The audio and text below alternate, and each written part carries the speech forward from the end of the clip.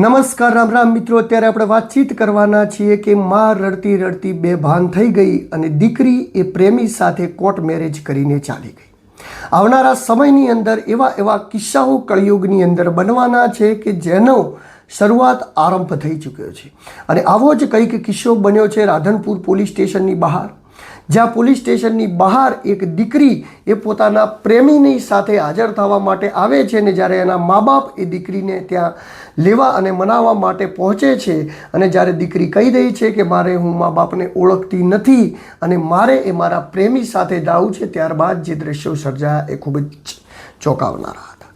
દ્રશ્યો એવા હતા કે જ્યારે દીકરીને પોલીસ ગાડીમાં લઈને મૂકવા જતી હોય છે ત્યારે એ ગાડીની પાછળ એના મા બાપ દોડે છે, ગાડીએ દરવાજે એના કાચ ઉપર કૂટીને રુદન કરે છે, અમારી દીકરી આપી દો, અમારી દીકરી આપી દો। પરંતુ મજબૂર પોલીસ કેવી રીતે દીકરીની આપી શકે? કારણ કે સંવિધાનની અંદર એવું લખ્યું છે કે 18 વર્ષ પછી કોઈ પણ વ્યક્તિને પોતાના સ્વતંત્ર રીતે જીવન જીવવાની આઝાદી છે, પરંતુ એક મા બાપે જ્યારે 18 વર્ષના આપણને કર્યા હશે ત્યારે એ મા બાપે કેવી રીતે કર્યા હશે કદાચ કોઈ સંવિધાનમાં લખવામાં નથી આવ્યું। ત્યારે રુદન કરતા મા બાપ જ્યારે ગાડીની આજુબાજુ ઝપાઝપી કરે છે, એનો બાપ જ્યારે છોકરીને પકડીને ખીચીને ઉતારવાનો પ્રયત્ન કરે છે, પરંતુ આ બધા જ પ્રયત્નોની અંદર એ નિષ્ફળ રહે છે, કારણ કે પોલીસની ત્યાં મજબૂરી હોય છે અને પોલીસને કાયદાના મુજબ કામ કરવાનું હોવાથી એ છોકરીને એ દીકરીને એના પ્રેમી સાથે પોલીસ વેનમાં મૂકી દેવામાં આવે છે અને ત્યાં જ એ ટાણે એની મા એ જગ્યાએ બેભાન થઈને પડી જાય છે। મિત્રો, આ ઘટનાની વાતચીત કરવી છે અને ખૂબ જ ડિટેલમાં વાતચીત કરવી છે કે ઘટના કેવી રીતે ઘટી, કેવી રીતે આ ઘટના બની, ક્યાંની ઘટના હતી, સમગ્ર વાતચીત કરીશું। પરંતુ એ પહેલાં આ વિડીયોની અંદર આવ્યા હો તો મારી ચેનલને લાઇક, સબસ્ક્રાઈબ અને ફોલો કરી દેજો, જેથી હું આપના માટે આવા અદ્ભુત પ્રકારના વિડીયો બનાવતો રહું। આમ તો વાતચીત છે રાધનપુર તાલુકાના ભિલોટ ગામની। ભિલોટ ગામની અંદર વાદી સમાજના ઘણા બધા લોકો રહે છે અને એમાં વાદી સમાજના એક ગરીબ પરિવાર વર્ષોથી એ જગ્યાએ રહે છે। વર્ષોથી રહેતા એ પરિવાર શાંતિ સુખ મળે રહેતો હોય છે, હળીમળીને રહેતો હોય છે। પરિવારની અંદર બહેનો ભાઈઓ બધા સાથે હળીમળીને રહેતા હોય છે। પરંતુ 2 વર્ષ પહેલાં એક એવી ઘટના ઘટે છે કે એક વ્યક્તિ એમના ગામમાં આવે છે, જેનું મુસાળ એ ગામની અંદર છે, એ વ્યક્તિ આવે છે અને એ વ્યક્તિની આંખ એ વાદી સમાજની દીકરી સોનલબેન ભીખાભાઈ વાદી જોડે મળી જાય છે અને જે દીકરો હોય છે એનું નામ છે વિશાલભાઈ ગોપાલભાઈ ઠાકોર અબાસણા। વિશાલભાઈ અબાસણાના રહેવાસી છે, ત્યારબાદ સોનલબેન એ ભિલોટ ગામના રહેવાસી છે અને ભિલોટ ગામની અંદર વિશાલભાઈનું મામાનું ઘર એટલે કે મોસાળનું ઘર થાય છે અને 2 વર્ષ પહેલાં મળી ગયેલી આંખની બાબતે બંને પોતાના ઇન્સ્ટાગ્રામના માધ્યમથી કોન્ટેક્ટમાં આવે છે। કોન્ટેક્ટના માધ્યમથી કોન્ટેક્ટ દિન પ્રતિદિન વધતો જાય છે। વધેલા કોન્ટેક્ટથી મા બાપ એ ખૂબ જ અંજાન છે। મા બાપને ખબર નથી કે એમની દીકરીનો કોન્ટેક્ટ કઈ જગ્યાએ થઈ ગયો છે, શું થઈ ગયો છે, આવી કોઈ પણ જાણ વગર જેમ જેમ સમય જતો જાય છે, સમય વધતો જાય છે અને કોન્ટેક્ટ વધતો જાય છે। કોન્ટેક્ટ વધ્યા બાદ એક દિવસ એવો આવે છે કે બંને જણા ઘર છોડીને જતા રહે છે। જ્યારે ઘર છોડીને જતી રહે છે ત્યારે સોનલબેન ક્યાં ગયા એને ગોતવા માટે કરીને ગરીબ વાદી સમાજ એ આમથી આમ ભટકે છે। ત્યારબાદ પોલીસ સ્ટેશન જાય છે અને બધી જગ્યાએ જઈ અને ક્યાંય એમની સાર સંભાળ ન મળતા છેલ્લે SP ઓફિસ જઈને એક અરજી કરવામાં આવે છે, જે અરજીની અંદર ગુમ નોંધની અંદર લખવામાં આવે છે કે વાદી સોનલબેન ભીખાભાઈ એ આ તારીખના રોજ આ જ સ્થળેથી ગુમ થયેલ છે ને જેમની હજી સુધી કોઈ પણ ભાળ મળેલી નથી। આ અરજીને SP ઓફિસની અંદરથી રાધનપુર પોલીસ સ્ટેશનની અંદર ટ્રાન્સફર કરવામાં આવે છે। જ્યારે આ અરજી રાધનપુર પોલીસ સ્ટેશન પહોંચે છે અને રાધનપુર પોલીસ સ્ટેશનના PI અને ત્યારબાદ ત્યાંનો પોલીસ સ્ટાફ એ અરજીને જોવે છે। બાદ આ અરજી ઉપર જ્યારે નિવાડો લાવવાનો થાય છે કે આ અરજીની સોનલબેનની શોધખોળ કરવાની થાય છે, ત્યારે કોલ ડિટેલના આધારે પોલીસને એ વાતની ખબર પડે છે કે સોનલબેન એ અબાસણા ગામના વિશાલ કરીને કોઈ વ્યક્તિના કોન્ટેક્ટમાં હતા। જ્યારે વિશાલને પકડવામાં આવે છે, જ્યારે સોનલને પકડવામાં આવે છે અને બંનેની કોલ ડિટેલ નીકાળીને બંનેને પોલીસ સ્ટેશન રાધનપુર લાવવામાં આવે છે। જ્યારે જે તારીખે કેસ અરજી નોંધાવવામાં આવે છે તારીખ છે 1/10/2025 અને જે દિવસે સોનલ અને વિશાલને રાધનપુરની અંદર પોલીસ સ્ટેશનમાં હાજર કરવા લાવવામાં આવે છે એટલે કે જવાબ લખવામાં આવે છે એ તારીખ છે 6/10/2025। 6/10/2025ના જ્યારે એવો રાધનપુર પોલીસ સ્ટેશનની અંદર જવાબ લખાવવા આવે છે ત્યારે પોલીસ સ્ટેશનની બહાર મોટા પ્રમાણમાં વાદી સમાજના લોકો એટલે કે દીકરીના પરિવારજનો આવી જાય છે. પોલીસ સ્ટેશનની અંદર જવાની તો એમને પરમિશન નથી હોતી, પરંતુ તેમ છતાં પોલીસને પૂછવામાં આવે છે કે મારી દીકરીને મળવું છે. ત્યારે દીકરી જોડે વાતચીત પોલીસ કરાવવા માટે એમના મા બાપને લઈ જાય છે. મા બાપ કગરે છે, બાપ પાઘડી ઉતારે છે, મા પગે પડે છે, કહે છે કે દીકરી તું આવું કામ ન કર, અમે તારે પગે પડીએ છીએ, અમે તારા માટે શું નથી કર્યું, આ નથી કર્યું. પરંતુ દીકરી એક જ વાત કહેતી હોય છે કે મારે વિશાલના જોડે જવું છે.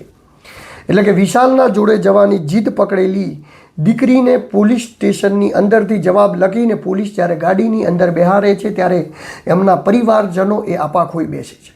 આપા એ રીતે ખોઈ બેસે છે કે જે વિડીયો મેં તમને શરૂઆતમાં પણ બતાવ્યા અને અત્યારે પણ બતાવી રહ્યો છું. પોલીસ સ્ટેશનની અંદરથી જેવા નીકળે છે એવા જ દીકરીના મા બાપ એ ચીચિયારીઓ પાડીને દીકરીની પાછળ પડી જાય છે. બાપ એના પગે પડતો હોય છે, એના પગ પકડતો હોય છે, દીકરીની માફી માગતો હોય છે. ત્યારબાદ ઘણું બધા કાર્યો કરતા હોય છે, પરંતુ એ દીકરી એકની બે ટચ થતી નથી. એની એક જ વાત હોય છે કે મારે વિશાલ ગોપાલભાઈ ઠાકોર રહે અબાસણાની જોડે જ રહેવાનું છે. અને આ બંનેને પોલીસ ત્યાંથી લઈને જતી હોય છે. દરમિયાન પોલીસ જોડે પણ આમનો પરિવાર એ ઝપાઝપી કરે છે. જોકે પોલીસ એ પોતાનું કામ કરતી હોય છે. પોલીસ જોડે ઝપાઝપી કરવી ગેરવ્યાજબી હતી, પરંતુ તેમ છતાં પોલીસ એ વસ્તુને સમજે છે કે આ લોકોએ જે અમારા સાથે ઝપાઝપી કરી એ કદાચ પરિવારનો ગુસ્સો હશે અને પરિવારને ભૂલથી થઈ ગયેલું કાર્ય હશે એમ કરીને એમના ઉપર કોઈ પણ કાર્યવાહી કર્યા વગર એ પરિવારને માફ કરી દેવામાં આવે છે. પરંતુ એ પરિવારને તો ભગવાને કુદરતે મારેલો છે અને પોલીસ માફ કરે કે પોલીસ એના ઉપર ગુનો નોંધે કે ન નોંધે, કુદરતે જ્યારે જેને મારેલા પરિવારની હાલત એવી થઈ જાય છે કે એની મા એ બેભાન થઈને એ જગ્યાએ પડી જાય છે. પડી ગયેલી એની માને ચાર લોકો ત્યાંથી ઉઠાવે છે અને ઉઠાવીને તેને અસ્પતાલ લઈ જવામાં આવે છે. આ સમગ્ર જે ઘટના ઘટી, આ સમગ્ર ઘટનાની અંદર એક વાત નક્કી છે કે જે અત્યારે કોર્ટ મેરેજ, લવ મેરેજશીપ જે થઈ ગયું છે એનાથી યુવા ધનની અંદર ખૂબ જ મોટી પ્રમાણમાં અસર પડી રહી છે. મિત્રો, સંવિધાન એ સ્વતંત્રતા માટે બનાવેલું હોય, સંવિધાન એ સમાનતા માટે બનાવ્યું હોય તો એ યોગ્ય છે, પરંતુ કાયદાની અંદર પણ ક્યાંક એવી જોગવાઈ હોવી જોઈએ કે એકદમ 18-20 વર્ષના બાળક જ્યારે પોતાના મા બાપની વિરુદ્ધમાં જઈ અને પ્રેમ લગ્ન કરવા ઉપર ઉતરી આવે છે ત્યારે મને એ નથી સમજાતું કે મા બાપ ઉપર શું વીતતી હશે. કર્મ તો ક્યારે કોઈને છોડવાનું નથી.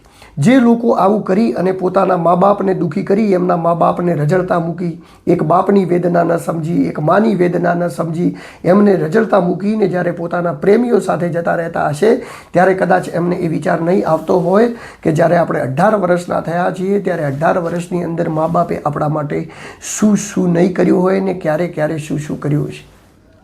કદાચ એ વાતનો અંદાજ કંઈક કાચો રહી જતો હશે, કદાચ એ વાતનો અંદાજ એમને નહીં રહેતો હોય, કદાચ એ વાતના સંસ્કારો એમના સુધી પહોંચે એવા શિક્ષણની આપણી જોગવાઈ નહીં હોય, એટલા માટે કરીને જ કદાચ આ પગલું થતું છે. પરંતુ જ્યારે આવા પગલાં ભરાય છે ત્યારે કોઈ એક મા બાપના નહીં, સંપૂર્ણ મા બાપના, સંપૂર્ણ સભ્ય સમાજના કાળજા કંપી ઉઠે છે. અને કાળજા એટલા માટે કંપી ઉઠે છે કે સભ્ય સમાજની અંદર આવા પ્રવૃત્તિઓ દિન પ્રતિદિન વધી રહી છે. તો આ કળિયુગનો પ્રભાવ નહીં તો બીજું શું કહી શકાય. આવનારા સમયની અંદર આવા કિસ્સાઓ વધતા જશે. જેટલો કાયદાની છૂટી મળેલી છે એટલા કાયદાઓના કિસ્સાઓ પણ વધતા જવાના છે. આ કોઈ એક કિસ્સો રાધનપુરની વાતચીત નથી. આવા અનેક કિસ્સા સમાજોની અંદર ઘટતા હોય છે અને ઘણા બધા કિસ્સાઓ તો એવા ઘટતા હોય છે કે એમના મા બાપ ધુસકે રડતા હોય છે, એમના મા બાપ એમના જોડે માફી માગતા હોય છે, પાઘડીઓ ઉતારીને પગે પડતા હોય છે, પરંતુ તેમ છતાં પણ એ છોકરા એકના બે નથી થતા, ટસના મસ નથી થતા અને એમનું જે મન ધાર્યું કાર્ય કરી અને એવો જતા રહે છે. જો કરેલા કાર્યના કર્મ તો કોઈ દિવસ છોડતા નથી. આજે મા બાપને દુઃખી કરીને તમે જાઓ છો તો કાલે તમારે દુઃખી થવું પડશે.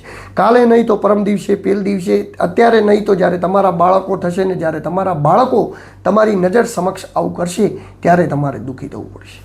તમે ખાલી એકમાત્ર એટલો વિચાર કરો કે જ્યારે મા બાપને દુઃખી કરીને તમે આવું કોઈ પગલું ભરો છો ને આવા કોઈ સિચ્યુએશન ઉપર જાઓ છો કે જ્યારે તમે મા બાપને છોડવા તૈયાર થઈ જાઓ છો, જ્યારે પોલીસ સ્ટેશનની અંદર તમને પૂછવામાં આવે છે કે મા બાપ, તો તમે એમ કહો છો અમે નથી ઓળખતા, અમને કંઈ થશે તો એના માટે જવાબદાર અમારા મા બાપ રહેશે.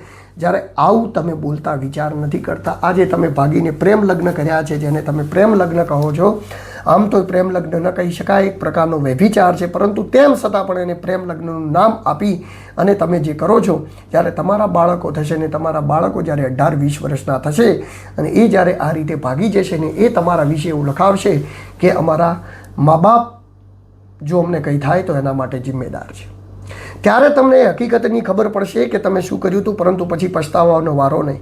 પછી તમારે માફી માગવી હશે તો તમારા એ મા બાપ તમને મળશે પણ નહીં, તમારા એ મા બાપ તમારા માટે કદાચ જીવતા પણ નહીં હોય કે તમે એમની જઈને માફી માગી શકો.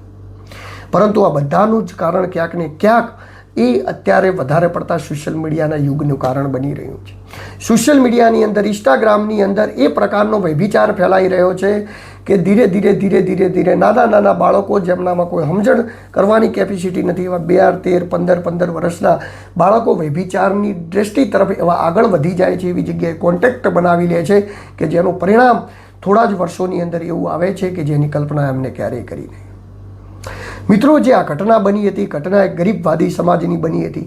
હવે આમની મદદે તો કોણ આવવાનું, પરંતુ વાતચીત એ છે કે જ્યારે આવી કોઈ પણ ઘટના સમાજની અંદર ઘટતી હોય ત્યારે ખરેખર હું આજે કહું છું અને કાલે પણ કહેતો હતો ને આવનારા સમયમાં પણ કહેતો રહીશ કે આવા મા બાપ હોય એમને એમના સમાજના, એમના વડવાઓ, એમના લોકોએ કાંઈ પણ કરવું પડે આના માટે કરીને પ્રેમથી સમજાવવું પડે, બીજી રીતે સમજાવવું પડે, ત્રીજી રીતે સમજાવવું પડે, બેસીને સમજાવવું પડે, કોઈ પણ ભાષાની અંદર સમજે એ રીતે સમજાઈ અને આવા મૈત્રી કરારને, આવા કોર્ટ મેરેજ ન થાય એ તરફ સમાજને લઈ જવો જોઈએ, તો જ સમાજ એ શુદ્ધ દિશાની તરફ, વિકાસની તરફ જઈ શકશે. બાકી અત્યારે આંધળું અનુકરણ થઈ રહ્યું છે. લોકો એ ફિલ્મ સ્ટારોને હીરો માની રહ્યા છે, લોકો એ ધર્મગુરુઓથી દૂર ભાગી રહ્યા છે, આપણું જે ઓરિજિનલ જે આપણી જે સંસ્કૃતિ છે એ ભૂસાઈ રહી છે ને લોકો વ્યભિચાર તરફ આગળ વધી રહ્યા છે, જેનું પરિણામ એ આવનારા સમયની અંદર સમાજમાં ખૂબ જ ખોટું આવવાનું છે. પરંતુ એનું પરિણામ ખોટું ના આવે, એનું પરિણામ યોગ્ય દિશાની આવે, એના માટે કરીને લોકોને લોક જાગૃતિ કરવી પડશે અને સરકાર પણ આ વિષયની અંદર ધ્યાન દોરીને મૈત્રી કરાર ઉપર કોઈ એવો કાયદો બનાવવામાં આવે કે જેમાં સામેના મા બાપ કે આના મા બાપ કોઈની પણ કોર્ટ મેરેજની અંદર કે કોઈ પણ જગ્યાએ કોઈ સહી લેવામાં આવે, કોઈકની મરજી પૂછવામાં આવે, એવો કાયદાની જોગવાઈ ન હોય તો જે કાયદો બનાવેલો છે એમાં અ, બ, ખ, ડ કરી અને એવા કાયદાની જોગવાઈ કરી દેવામાં આવે જેથી આવનારા સમયની અંદર સમાજમાં ફેલાતા દૂષણને રોકી શકાશે. મિત્રો, આવી તો અનેક ઘટનાઓ ઘટતી હોય છે, પરંતુ આ જે ઘટનાની મેં તમને વાતચીત કરી, આ ઘટના હતી રાધનપુરના ભિલોટ ગામના વાદી સમાજની આ ઘટના બની છે અને જે ગામમાંથી ઘટના બની હતી એ જ ગામની અંદરથી આ જે વ્યક્તિ અમને લઈ ગયો, જે વિશાલ ગોપાલભાઈ અબાસણા રહે, એ જ એ ગામમાં એનું મુસાળ હતું ને એ જ ગામની અંદર ક્યાંક કોન્ટેક્ટમાં આવીને આ બંને આ રીતનો કોન્ટેક્ટ કરી નાખ્યો અને પ્રેમ અને વ્યભિચારને પ્રેમનું નામ આપીને અત્યારે બંને ભાગી ગયા. હાલ એમની જવાનીની ઉંમર છે એટલે એમને કાંઈ જ ખબર નહીં પડે. જ્યારે એમને પણ સમય જશે ત્યારે એમને પણ સમજાશે ને પછી એમના જોડે અફસોસ પસ્તાવો કરવા માટે કોઈ માર્ગ નહીં રહે. પરંતુ એ જ્યારે કર્મની સજા મળશે ત્યારે પછી એ જે અમને અત્યારે કર્મ કર્યું છે એની સજા મળતી હશે, એટલે આમાં કોઈ અફસોસ કરવાની પણ જરૂર નથી ને કર્મ મિત્રો ક્યારેય કોઈને છોડતું નથી. તમે એક વિચાર કરી લો કે જો ભીષ્મ પિતામહ જેવા વ્યક્તિએ ખાલી એક સાપને લાકડીના માધ્યમથી વાળની અંદર નાખ્યો હતો અને સાપ જ્યારે એ વાળની અંદરથી જે કાંટા હતા એના વડે એનું શરીર છીલાઈ ગયું હતું અને એ સાપ મૃત્યુ પામ્યો હતો, ત્યારે 6 મહિના સુધી એ ભીષ્મ પિતામહને બાળોની સૈયા ઉપર ઊંઘી રહેવું પડ્યું હતું. જો ભગવાન આટલા મહાન પુરુષોને પણ કર્મની સજાથી છોડતો નથી તો તમે અને હું તો ખૂબ આમ વ્યક્તિ છીએ. એટલે આપણે કોઈ પણ કાર્ય કરતા હોઈએ એના પહેલાં એ કાર્યની અંદર તમારા આત્માને પૂછો, તમારા મા બાપને પૂછો કે આપણે જે કરી રહ્યા છીએ સહી કરી રહ્યા છીએ કે નથી કરી રહ્યા. આવું કોઈના દીવાનું, કોઈના જોડે આવું આંધળું થઈ જવાની જરૂર નથી ને આવો કોઈ પ્રેમ હોતો નથી. શરીરની આસક્તિ અને એકબીજા પ્રત્યેનો લગાવ એ ત્યાં સુધી જ છે જ્યાં સુધી જવાની છે, જ્યાં સુધી તમે એકબીજાને સારી રીતે એકબીજાની અંદરથી સારી રીતે એકબીજાને પામી નહીં શકો, સારી રીતે એકબીજાની અંદરથી પોતપોતાની હવસને તમે મિટાવી નહીં શકો, ત્યાં જ સુધી આ પ્રેમ છે, ત્યાં જ સુધી આ બધું છે. ત્યારબાદ આમાં કશું જ નથી. ત્યારબાદ આ સંપૂર્ણ તમારા આખા જીવનને દુઃખી કરવાવાળું કાર્ય છે. એટલે આવનારા સમયની અંદર મિત્રો કોઈ પણ મારા વિડીયો જોઈ રહ્યા હોય તો વિડીયોના માધ્યમથી એક જ અપીલ છે કે આવા વિડીયો બનાવવા પાછળનું એક જ કારણ છે કે સમાજની અંદર વ્યભિચાર ઘટે, સમાજની અંદર સીધી દિશામાં પ્રગતિ થાય અને સમાજની અંદર યોગ્ય દિશા મળે. જે પણ લોકો સાંભળતા હોય 2, 5, 25, આમ તો કળિયુગના જમાનાની અંદર જે વાતચીત કરી રહ્યા છે, ઘણા બધા લોકો સુધી આ વાત સમજાવવી ખૂબ જ કઠિન છે. પરંતુ તેમ છતાં 1 લાખ લોકોની અંદરથી પણ 5 વ્યક્તિઓ જો મારા વિડીયોના માધ્યમથી સુધાર આવશે તો એ વાતનો મને ખૂબ ગર્વ થશે અને ખૂબ આનંદ મળશે. નમસ્કાર, રામ રામ મિત્રો. આપણે અવનવી ક્રાઇમ સ્ટોરીઓ સાથે મળતા રહીશું, અવનવી વાતચીત કરતા રહીશું. નમસ્કાર.